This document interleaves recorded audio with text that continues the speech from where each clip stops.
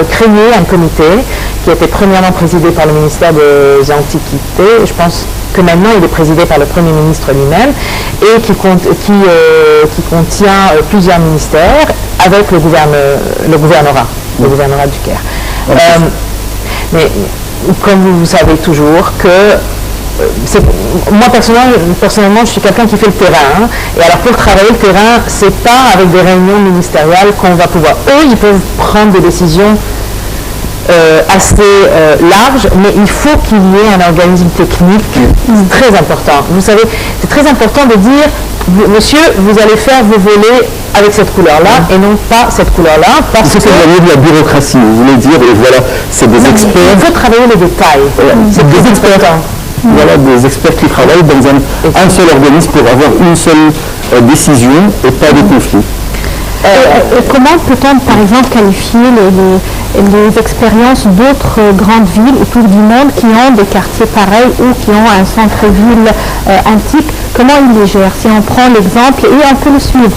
Par exemple, en France, je sais qu'ils ont quelque chose qui s'appelle les zones de protection de patrimoine. Et quand votre partie de la ville est maintenant dans cette zone de protection, il y a des réglementations très spécifiques pour ces zones-là. C'est-à-dire, quand je vous dis, si un magasin voulait faire les enseignes, il doit prendre une autorisation préalable, il doit avoir l'accord de l'organisme qui gère pour pouvoir mettre cette enseigne sur le bâtiment, parce que le bâtiment n'est pas classé dans un contexte historique. Vous voyez, alors la perspective est très importante, l'éclairage est très important aussi. Et c'est vrai que c'est pour ça que je vous dis, c'est dans les détails qu'on arrive à faire cette vision totale de la ville finalement. Et il faut trouver aussi un moyen pour pouvoir restaurer les maisons qui ne sont pas classées. C'est pas, on ne détruit pas notre ville historique. Quand on a une ville comme le Caire, on ne la détruit pas. C'est ce qu'on est en train de faire. Les vieilles maisons, elles sont cassées et on trouve des tours à la place, avec aucun respect à l'architecture, à l'humanité même de la ville. La ville, elle a une histoire, elle a un parcours dans le temps, il faut respecter tout ce temps-là. Et même comme nous, des fois on dit quand un architecte construit dans une ville historique, c'est vraiment un défi très important, parce qu'il y a un petit peu vous savez, les architectes sont toujours... le défi. Non, mais là, il faut respecter le contexte historique. Et déjà, votre campagne Sauver le Caire historique, qu'est-ce que vous avez accompli au cours de cette campagne? Nous avons présenté un procès juillet dernier au procureur général parce qu'on lui demande clairement d'arrêter tout permis de construction et de démolition dans la vieille ville, ce que le gouverneur a récemment accompli, au moins pour... il n'y a aucun permis de destruction qui peut sortir maintenant des quartiers sans l'autorisation du gouverneur. Alors déjà, le gouverneur a été vraiment un grand soutien. Aussi, nous avons demandé à ce qu'il y ait des investigations sur le nombre de vols qui se passent dans les monuments historiques. C'est pas possible que chaque fois, si vous faites par exemple sur Search, sur Internet, et que vous voyez le vol de telle mosquée ou telle, et que vous lisez les articles, c'est toujours les mêmes réponses. C'est toujours le ministère de l'Ouest qui dit « Ah, c'est pas ma responsabilité ». Le ministère des Antiquités qui dit « Ah, non, mais c'est pas ma responsabilité aussi ». Et alors, c'est la responsabilité de qui? Et on a trouvé deux mosquées seulement où on a trouvé des choses, mais on parle de 30 peut-être. Et des fois même, le vol est découvert par des gens comme nous. Vous voyez, des gens qui vont visiter l'endroit et qui disent « Mais tiens, il y a quelque chose qui manque ». Et on découvre après que le ministère des Antiquités n'a pas présenté un procès. Il n'y a pas de comité de maintenance de ces endroits? Non. Comment? C'est-à-dire comment ces bâtiments ont pu survivre à travers... Moi, personnellement, je n'ai jamais... j'ai jamais vu devant moi un plan de maintien d'un monument historique. J'aimerais bien peut-être le faire un jour avec d'autres Mais ça, c'est important. Est-ce que vous avez parmi vos suggestions? Moi, personnellement, j'ai travaillé de maintien. Ça, c'est important. Personnellement, j'ai travaillé dans un projet d'un monument historique Et la maison, elle n'est pas maintenue. On a fermé la maison après qu'on a travaillé. Nous, on a terminé notre travail. Et maintenant, elle dépend du ministère des Antiquités. Et quand j'y vais, ça me fait énormément mal au cœur parce que il faut passer un coup de balai, il faut réparer les terrasses. Vous savez, quand vous fermez un endroit, il tombe en ruine de nouveau. Et c'est exactement la même chose. On dit toujours, on n'a pas les moyens, on n'a pas les moyens. Et si on a les moyens, on va restaurer peut-être. C'est ma question. Vous avez parlé déjà un rêve, d'avoir ou bien une demande d'avoir un comité ou bien un bureau responsable de tout ce qui est restauration ou bien plan. Mais qui va financer tout ça sur toute l'État égyptien. C'est notre patrimoine. Mais si on parle de la restauration de ces monuments où se trouve le Caire islamique, je préfère utiliser historique parce que c'est aussi un patrimoine chrétien.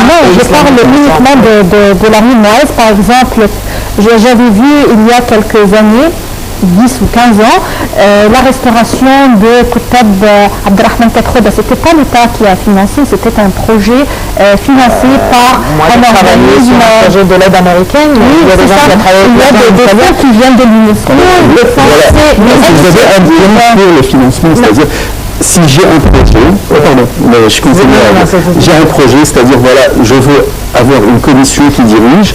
Et en même temps, j'ai dans ce même projet les financements, la restauration, etc., et la maintenance. Ça, bien sûr, peut être appliqué si on parle d'un petit mausolée ou d'un projet plus contenu, mais si on est en train de parler d'une ville, c'est une démarche de l'État.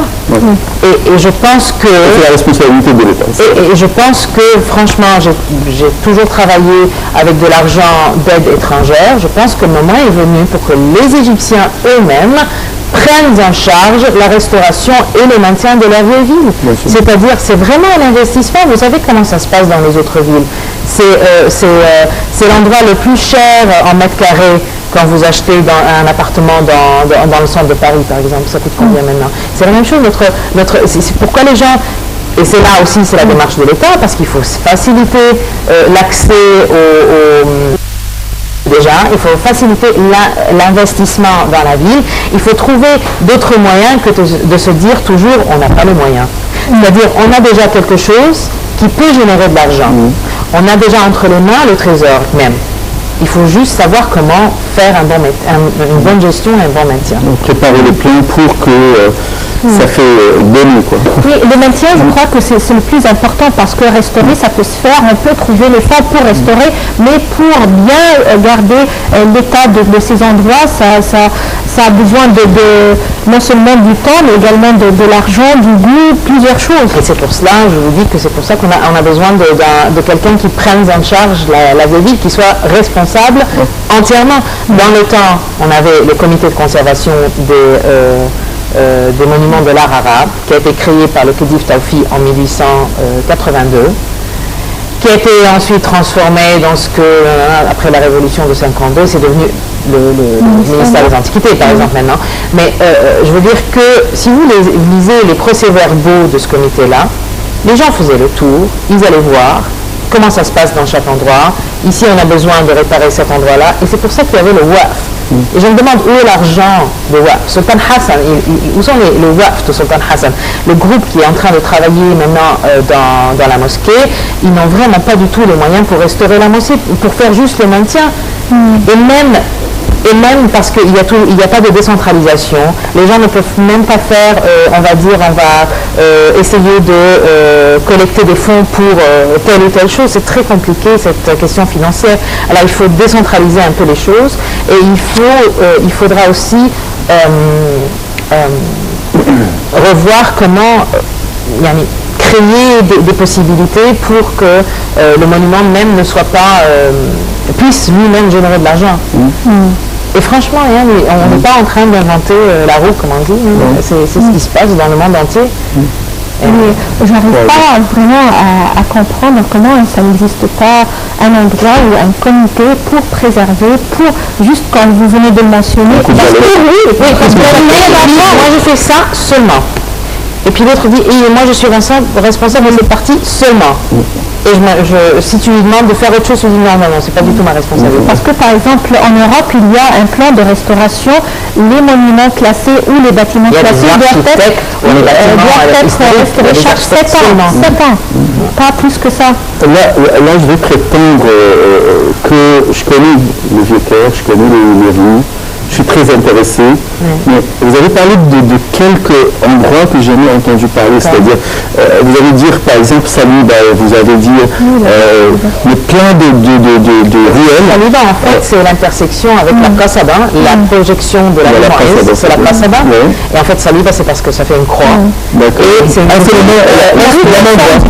une rue est-ouest qui coupe la Kasaba à Saïda Zainab, à la hauteur de Saïda Zainab, juste au nord de la mosquée d'Mtouloun. Et de nouveau, c'est une artère très importante dans la vieille ville.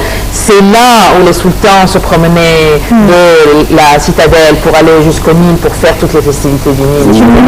C'est là où on faisait les parades. Enfin, c'est un endroit cérémonial. C'est là où les émirs mamelouks ont investi aussi. Et ils ont construit des fondations qui sont à la hauteur des fondations des sultans. Et c'est vraiment à la même hauteur de la rue Moïse. Merci beaucoup, Abdelbar. Vous êtes membre de la compagnie Sauver le Caire historique. Il faut bien mettre en relief. On se concentre vraiment sur la vieille ville, parce que si on perd la vieille ville, on a tout perdu. Très très bonne chance et très très bonne continuation. Bon courage avec votre campagne. Chers téléspectateurs, c'est ainsi qu'on termine cette édition. Notre programme de Jour d'Égypte. Rendez-vous demain à la même heure, une nouvelle équipe.